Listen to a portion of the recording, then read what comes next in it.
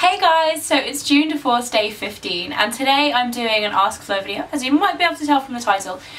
And today I decided to theme it around YouTube.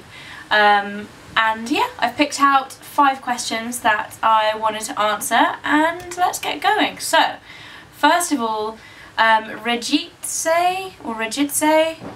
asks, what program do you use to edit your beauty videos? I actually use iMovie. I still use iMovie. I've used iMovie since the very beginning.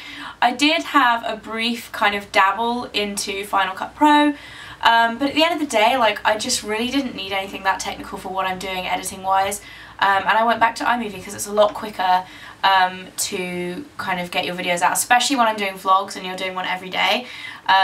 Doing them on Final Cut Pro, it just takes ages and ages. And I did get another question as well, which I'm going to kind of bundle in with this one, is what camera do you film on? I film on a Canon 60D, and my vlogs I film on my iPhone. I'm thinking about changing that to a handheld camera. I do have a small handheld camera that I used to use for vlogs, and I have like a video camera, but I get really frustrated with the small one because it just goes in and out of focus, so I might be changing to a new one if I can. I believe there's like a really popular one that's like £80, so I might invest in that at some point. So let me know what you guys think if you want an improvement in the quality of my vlog videos. Okay, so number 2, MXA123 asks, if you could change one thing about YouTube, what would it be? Definitely 100% the uploading time. I don't live in a city, so my internet connection isn't the fastest, but if I upload a video in 1080p HD and it's longer than 10 minutes, it'll probably take about 7 or 8 hours to upload, and it just slows the whole internet connection down even further for the rest of the day. So yeah, the uploading time is just crazy, and there's also a few bugs as well that kind of come around from time to time that are irritating, but you know, you kind of get over that. I wish the uploading time would be faster, but I know that's kind of all like on my side of things with the internet, but that's my main problem with it. So number 3, Becca asks, what are your top 10 tips for someone who is just starting a channel? And I got a lot of questions like this, kind of, what would you say to somebody who is starting a channel? How do you get successful on YouTube? Do you have any tips for me as a new YouTuber and things like that? So I've done the top 10 one because I thought it would be kind of most applicable to everybody. There might be something that everyone can take out of it if you have your own YouTube channel.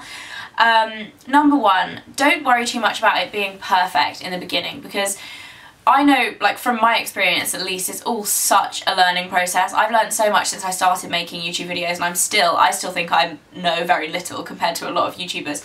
But if you worry too much about the editing, the quality of your videos and things like that right at the beginning, it will just be a barrier to you putting up your first video. And I think it's very much like jump in and do your first video rather than worry too much about the smaller details.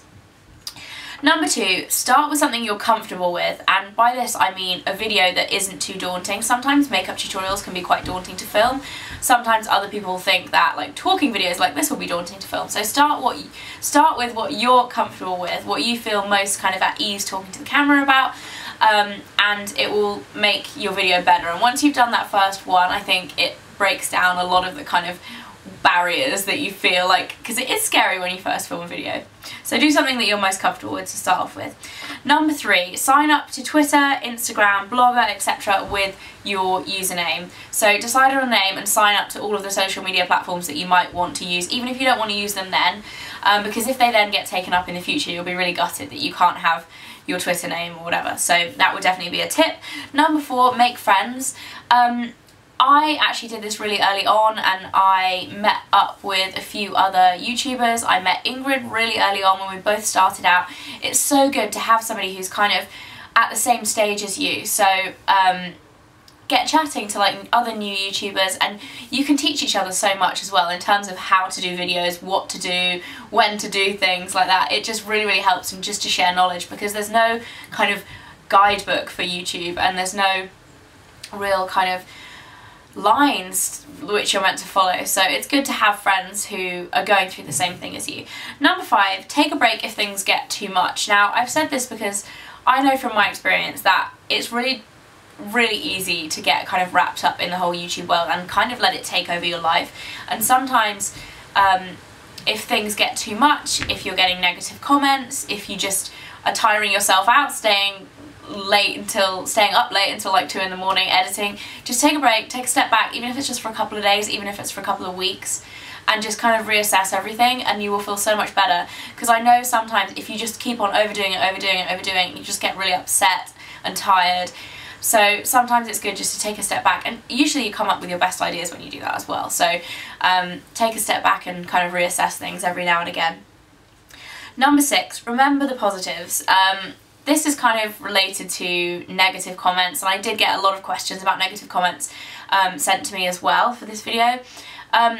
Sometimes you have to remember that for every negative comment there will be so many positive comments, and you have to remember as well that people being negative shout so much louder than people being positive. So one negative comment can really get you down and like kind of ruin your day in a way, but if you think about it, compared to the amount of people that say nice things, then that should always kind of cheer you up, if you know what I mean. Like, you have to kind of put it into perspective sometimes. Number 7, be yourself.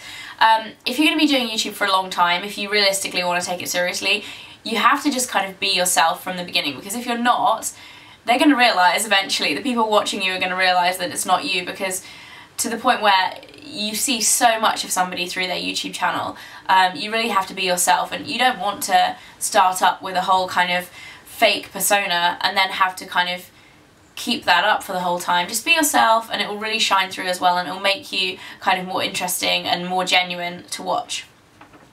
And then 8, 9 and 10 are my general tips that I say to everybody whenever they ask me my top tips for doing YouTube. Number 8 is be consistent. If you're going to do 3 a month, spread them out. You don't want to be doing like 3 all at once and then not do any for 2 months. You need to be consistent, even if it means pre-filming things, having a day filming every month and uploading a video a week.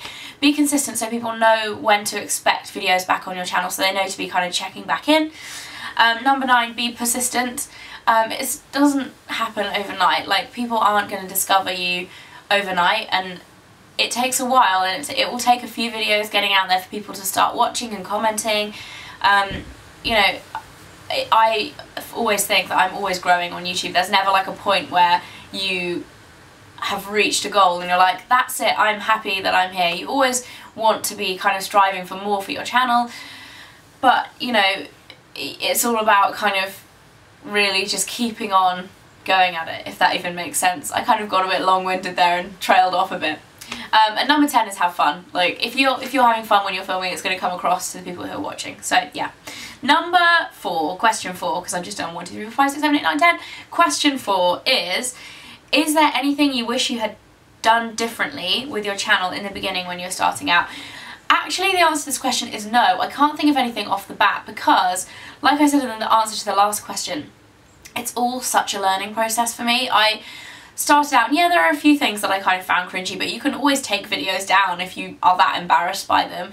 I wish I'd known more when I started about how to edit and things like that, but you just learn as you go along, and I think I've changed as a person in the last almost 3 years, and you do, because you grow up and you change as a person when you kind of go through your life anyway. So yeah, I don't kind of regret anything or think I wish I'd done anything differently.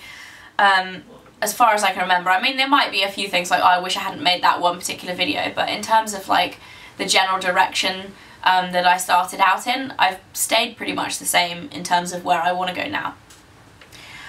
Rachel asks, how did you come up with the name Fleur De Force? I actually wanted my name in it, so I wanted Fleur in it, but I did initially want Fleur de jour, so like a daily kind of like Fleur every day kind of thing, and that was taken, so I was just playing around with Fleur de, because obviously Fleur is French. I wanted to kind of stick on the French theme, and I went with Fleur De Force. I think I quite like the alliteration with the F's as well. Apart from that, I don't really know, it just popped into my head when I was thinking of a username. And I really like how you can kind of change it up and do like, this channel is FleurDeVlog instead of Fleur De Force. And this is like obviously JuneDeForce. I like how you can change the names and it will still be kind of recognisable. So yeah, that's the story behind Fleur De Force. And then finally, an extra question that is not related to YouTube, and I thought I would just answer it now because I've been getting lots of questions about it. Stephanie Marina asks, are you going to do a meetup in LA for IMATs? I'm not doing a specific meetup, but I will be at IMATS LA. If you're going to be there, I'm going to be there on Saturday. I'm not sure of the exact times, but I'm pretty sure it will probably be like midday to early afternoon. So from say 11 onwards. I'll be tweeting throughout the day and I'll let you know like within the couple of days before exactly what times I'm going to be there. I'm going to be there with Tanya, Jim, Mike's coming too, Ingrid, I think Nikki's coming. So there'll be a whole bunch of us there, and definitely come up and say hi if you are going to LA IMATS. I'd love to meet anyone who is watching. And that is about it for today. I hope you guys had a great day, and I'll see you tomorrow. Bye!